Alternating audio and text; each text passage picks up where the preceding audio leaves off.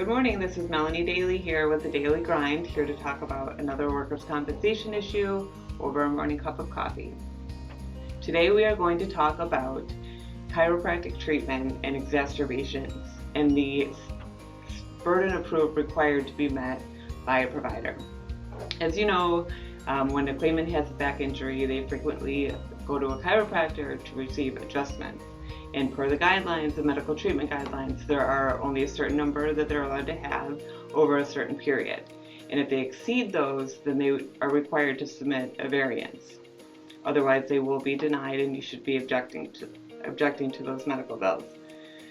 However, there is a time when the claimant will experience an exacerbation, which essentially it's the burden of the doctor to prove that the claimant actually sustained an exacerbation. And if the medical records do not provide that information, then it should be denied.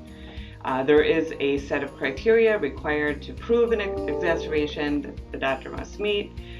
Treatment for an exacerbation that is not consistent with the medical treatment guidelines require 4 parts under Livingston, which is first, when and how the exacerbation occurred.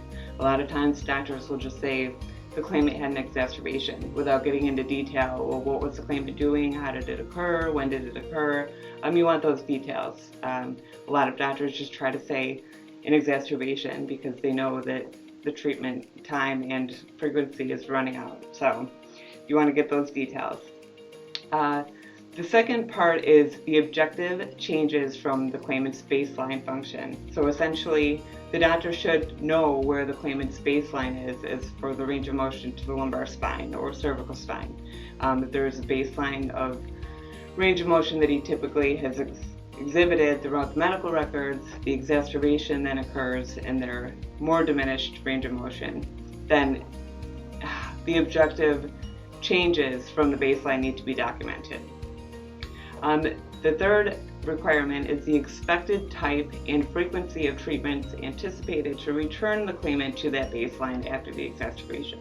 So you want to look at the records, note when the doctor said the exacerbation occurred, and see if it actually is reflected in the records where he suddenly had an inability to move the lumbar or cervical spine. The range of motion function has changed. He became more impaired. You want that to make sure it matches up with the date of the exacerbation. And also, the doctor has to actually explain that the expected type and frequency required to get the claimant there. And also, the last one is the claimant's response to the treatment. So he actually has to show the functional improvements to this treatment. If he's consistently getting these adjustments that are not in accordance with the medical treatment guidelines, and there's no functional improvement in the range of motion of the lumbar, cervical spine, whatever is being treated, then that's a red flag that this clearly isn't helping him, and the doctor has not met the burden to treat outside of the medical treatment guidelines.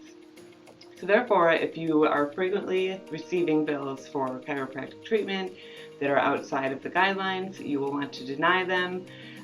And if the treatment for the exacerbation, if it's not consistent, it requires a variance when the proposed treatment exceeds the durational 3-month limit. Thank you.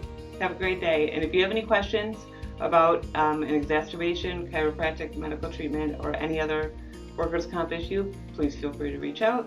And if there's anything that you want to hear that we have not covered yet, please feel free to request it. Thank you. Have a good day.